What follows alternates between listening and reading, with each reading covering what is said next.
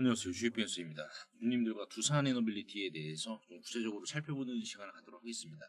금요일날 좀 약간 조정이 나와서 주주분들의 고민이 많으시겠지만은 이 마음은 여러분들뿐만 아니라 모건 스탠리도 마찬가지였습니다. 그래서 오늘 영상에서는 모건 스탠리가 주가가 직전 고점을 이미 뚫어주고도 남았어야 될 상황인데 왜 안 뚫어주고 지금 지지부진하냐라는 심정으로 공장 방문을 했다라고 했거든요. 그러니까 모건 스탠리 입장에서도 주주분들과 같은 배를 탔다 이거야. 같은 배를 탔는데 분석을 해서 접근을 하더라도 얘는 12만 원 이상이 정당화 가능한데 계속해서 지금 조정 구간만 보여주고 있으니까는 모건 스탠리도 답답해서 차라리 우리가 두산의 공장을 방문을 해서 두 눈으로 직접 살펴보면서 우리가 다시 한 번 더 두산이 올라갈 것이다 라는 부분을 투자자들에게 제시를 해보자라는 취지로 공장 방문 견학을 해서 이 보고서를 오늘 주주분들과 좀 살펴보는 시간을 갖도록 할 텐데 결론만 말씀을 드려보자면은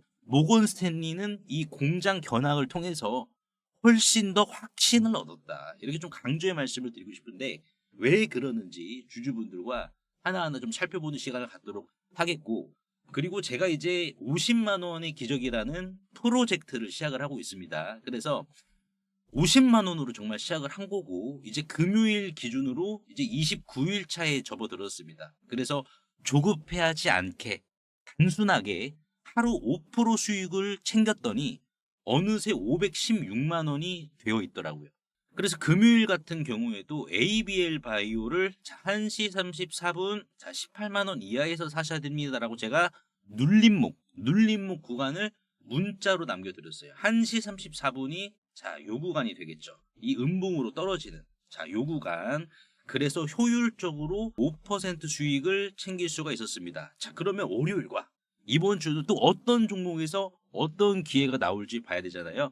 일단은 두산에너빌리티 분석을 먼저 하고 다음 주 급등할 주식에 대해서 여러분들과 좀 살펴보도록 하겠습니다. 자, 먼저 보시면 모건 스탠리가 11월 12일자를 기준으로 두산 에너빌리티에 대한 팩토리 투어 하이라이트라는 보고서를 발표를 했는데요. 말 그대로 모건이 너무나 답답해. 주가는 얘는 방산 모멘텀까지 있죠. 아시다시피 이제 핵 추진 잠수함에 들어가는 주기기, 그리고 이제 전투기 엔진 가스터빈으로, 그래서 이러한 부분도 있는데 하도 안 가다 보니까는 결국 두 눈으로 직접 확인한 거예요. 두 눈으로. 그래서 공장 탐방 리뷰를 발표를 했는데 핵심 요약은 이렇습니다. 모건 스탠리가 이제 11월 11일부터 11월 12일 양일간 애널리스트 대상 공장 투어를 진행을 했었고, 이를 통해서 두산에너빌리티의 원전, 가스터빈 단조 등 핵심 제조 역량을 직접 보여줬다라고 했어요. 그래서 투어 범위가 어떻게 되냐, 이제 어느 정도까지 견학을 했느냐, 대형 단조 공장, 여기에서 대형 원전이 나오죠. 6기가. 그리고 가스터빈 공장. 이 가스터빈은 최근 테슬라죠. 테슬라에 공급한 가스터빈인데 실질적으로 이 가스터빈은 이제 제트기 엔진뿐만 아니라 앞으로 데이터 센터에 더 많이 공급이 될 예정입니다. 지금 안 그래도 증설이 이루어지고 있는 상황이고요. 그리고 고온 부품 공장, 원전 장비 공장, 이렇게 네 공장을 방문을 했다라고 했습니다. 그래서 두산이 모든 걸 직접 만들 수 있다라는 인하우스 제조 역량을 시각적으로 보여줬다라고 판단을 했는데, 지금 모건 스탠리가 딱 탐방을 하고 나서 이제 결론을 내린 건 이렇습니다. 뭐냐면은 고급 원전 설계 기술에 대한 자신감 표현. 자, 안 그래도 이제 이 미국 원전 프로젝트가 일본도 지금 들어온다라고 했잖아요. 히타치라든지 이제 뭐 미쓰비시 중공업, 일본 쪽도 들어오는데 모건 스탠리가 봤을 때는 일본이 과연 이러한 두산 에너빌리티의 납기 능력, 주기기에 대한 납기 능력뿐만 아니라, 자, 납기 능력이 두산과 필적한다 할지라도 여기에 있어가지고 이미 인증, 검증을 끝냈냐, 이 주기기에 대해서. 왜냐면은 지금 미쓰비시 중공업과 히타시 같은 경우에는 지난 후쿠시마 이제 원전 사태 이후로 실질적인 추가 검증을 전 세계 무대에서 받아본 적이 없습니다. 이 이후로, 후쿠시마 원전 사태 이후로. 그러다 보니까 그 이후에 대한 주기기 검증은 두산 에너빌리티가 히타치와 미쓰비시 중공업 대신해서 계속해서 검증을 이어나갔고요. 그렇다 보니까는 지금 모건 입장에서 봤을 때는 이건 두산 말이 맞다라는 겁니다. 그래서 지금 Q&A죠. 질문과 답에서 이 두산의 경영진은 원전 난이도에 있어가지고 일본이 따라오지 못하는 높은 설계 기술을 확보를 했다라고 했고, 이를 통해서 터빈과 발전기 설계에 대한 제작 경험을 강조를 해서 10여 년간 축적된 기술이 있다. 그래서 SMR도 뉴스케일 파워에 대한 부분도 충분히 대응 가능하다. 최근 가스터빈 수출을 이제 두산에서는 전환점으로, 내부에서는 두산 에너빌리티 내부에서는 전환점으로 강조를 한다라고 해요. 그래서 테슬라가 썼다라는 것은 뭡니까? 결국 SMR이라든지 이러한 부분들도 결국 테슬라에 대한 추가적인 수주, 이 여지를 지금 보고 있다라는 거죠. 그리고 여기에 있어가지고 두산은 결국 원전과 가스터빈, 단조, 풀세트를 수출할 수 있는 기업임을 모건 스탠리에게 강조를 했다라고 합니다. 그래서 모건 스탠리도 여러분들과 같은 배를 탄 거예요. 같은 배를 타서 투자 의견을 어떻게 했다? 1차입니다. 1차. 그러니까 1차라는 취지가 뭐냐면은 단기 목표가 이거를 얼마로 제시를 했다? 88,000원으로 제시를 했다라는 거예요. 그리고 투자 등급이 중요한데요. 외사에서 투자 등급을 매길 때 최상위 등급의 이 투자 등급이 뭐냐? 바로 어트랙티브라고 하는 매력적이라는 등급입니다. 자, 이 매력적이라는 등급은 자, 누구에게 어필을 하기 위해서 이렇게 기재를 해 놨느냐? 해외 기관입니다.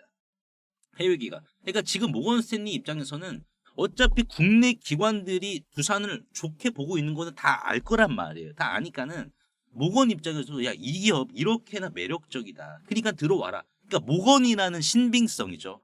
신빙성을 심어주면서 이렇게 모건이 자체적으로 탐방까지 해서 매력적인 등급을 매겨놨다라는 것은 결국에는 해외 기관의 추가적인 자금까지 불러일으킨다라는 관점입니다. 그래서 최종적으로 비중 확대를 지금 제시를 한 상황이다. 이렇게 보시면 될 것 같습니다.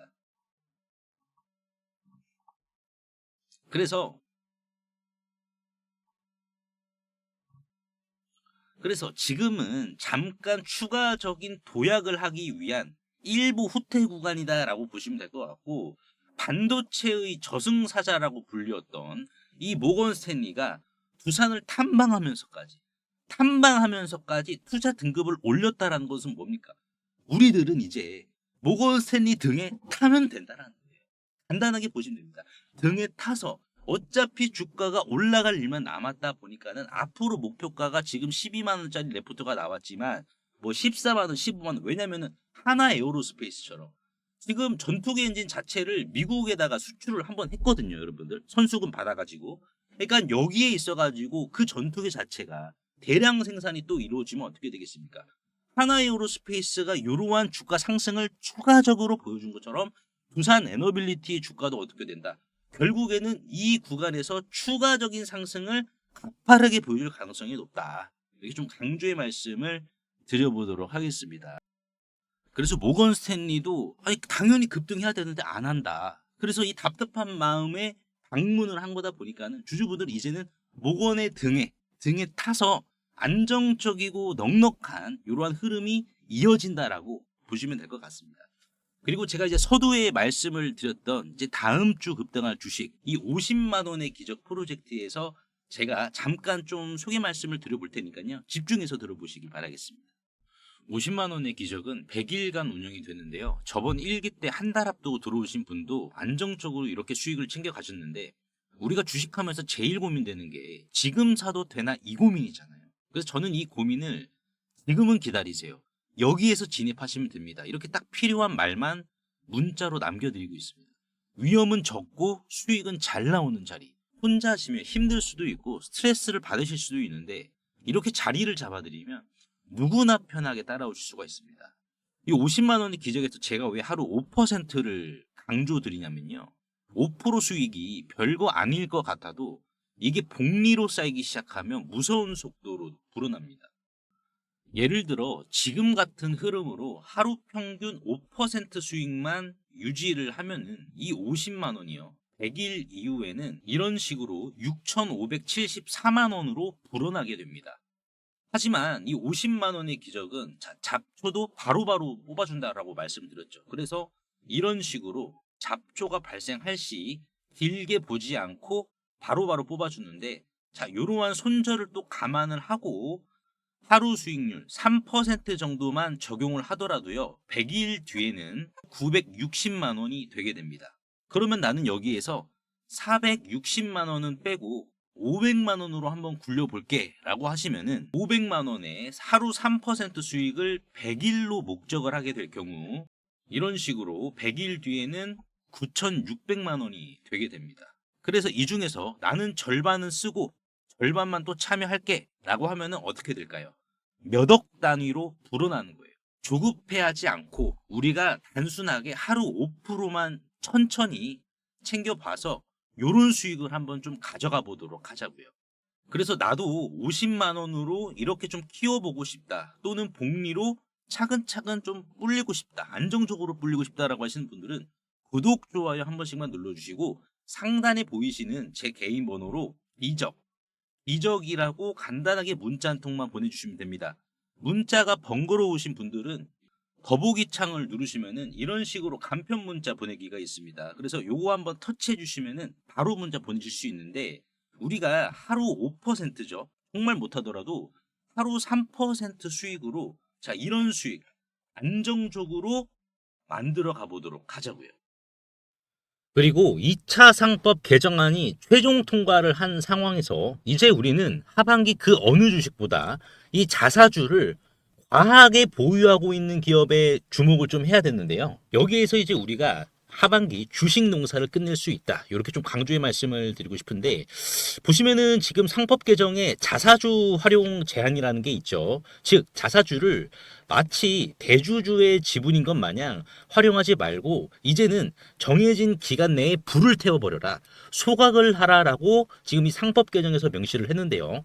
자, 그렇다라는 것은 이 주가 상승적인 측면에 있어서 품절주 효과뿐만 아니라 이렇게 경영권 분쟁 또는 외부 투기 세력이죠, 적대적 M&A까지 휘말릴 수 있어서 정말 시장 참여자들에게는 오히려 연쇄적 호재를 지금 품고 있는 상황인데요. 그래서 여기에서 포인트는 이 저 PBR보다 실제로 이 자사주를 굉장히 많이 들고 있는 주식이 결국 적대적 M&A까지 품고 있기 때문에 결국 남는 장사를 하겠죠.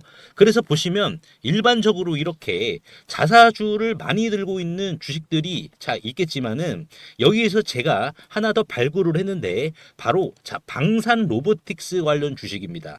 보시면은요, 총 상장 주식 수는 1616만 주입니다.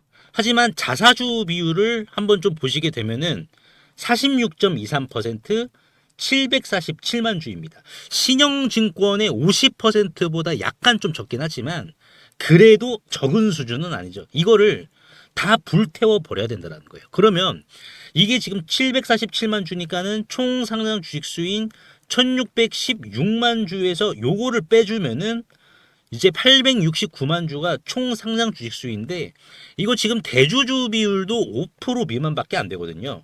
그래서 이 주식 바로 상법 개정 통과 이후에 투기 세력들에게 적대적 M&A가 들어올 수밖에 없습니다. 품절주임과 동시에요. 그리고 또한 방산용 로보틱스 산업에 있어서 여의도 증권가에서는 이미 기리나로 평가를 하고 있는 상황인데요. 그래서 이를 토대로 퓨리오사 AI는 해당 기업과 한국판 팔란티어라는 탑을 쌓기 위한 거침없는 행보를 보여주었는데요. 이 해당 기업은 전파 수집과 교란, 그리고 전쟁용 휴머노이드의 공동 개발을 이미 방위사업청과 국방부로부터 독점지휘까지 지금 부여를 받은 상황이고, 그리고 불과 몇 달 전 손 마사요시죠, 손정희 회장이 최대 주주에 있는 일본 소프트뱅크와 로보틱스 합작법인을 설립을 하여 본격적으로 전쟁용 휴머노이드 참전을 시작으로 군함 분야까지 손정희 회장과의 영토 확장에 대한 도원 결의까지 맺은 기업입니다. 그래서 현재 이 해당 기업의 전쟁용 휴머노이드 개발 상황을 좀 보여드리자면, 소프트뱅크와 협업 이후 일본에서 거대 로봇 프로토타입을 양산시킨 상황이며, 기관총이죠, 머신건까지 장착을 한 이후 유도탄 능력까지 최종 검증을 마친 상황이고, 이를 토대로 조종사가 직접 안에 들어가 컨트롤을 하는 모습까지 보여주고 있는 상황입니다. 최근 실제로 세간에 이 거대 휴머노이드가 공개가 되어 주목을 받기도 했었는데요. 현재는 다시 재정비를 마치고 최종 양산 전 단계인 파일럿 테스트를 거치고 있어 이제는 시장이 알아주기만을 기다리고 있는 상황입니다. 즉 정식 런칭, 출격만 앞두고 있는 이러한 임박한 굉장히 뜨거운 단계라는 거죠.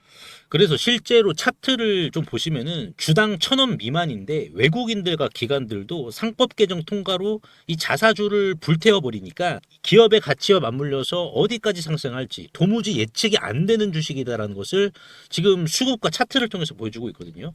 지금 이 상단, 박스권의 상단은 지금 돌파를 했고, 그리고 지금 외국계죠. 이 외국인들의 수급을 보시면은 5월 말부터 급상승을 했습니다. 그렇죠. 그리고 이제 기관계의 수급을 좀 보시면은 어떻습니까? 실제로 지금 계속해서 기관들이 담고 있죠. 끊임없는 매집 보여주고 있고, 여의도 금융투자도 마찬가지고요. 그래서 이 종목으로 지금 하반기 주식농사를 끝내려는 움직임을 수급을 통해서 보여주고 있는데, PBR은 지금 0.3배로 굉장히 지금 저평가 중에 심각한 저평가 단계로 간주가 되고 있어서 외국계나 기관들도 이거 지금 경쟁하려고 하는 거 아닌가라는 움직임이 강하게 드는 주식입니다. 코스닥 상장사인 이 해당 기업의 소프트뱅크와의 로보틱스 합작까지 성사시킨 이 주식 이름이라도 한번 확인해 보시길 바라겠습니다. 종목 확인하시는 방법 3초만 투자해 주시면 됩니다. 영상 하단에 더보기란 링크가 있는데요. 여기서 자 터치 한 번만 해주시면은 간편 문자 보내기 링크가 있습니다. 요거 터치만 해주시면은 제 핸드폰 번호를 굳이 칠 필요 없이 3초 이내로 바로 문자 보내기 가능하시니까요.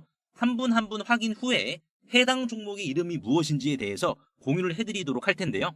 이 긁지 않은 복권주의 이름이 무엇이고 이러한 부분을 제가 보고서 자료로 압축하여 공유해 드릴 테니까 꼭 한번 확인을 하시고요.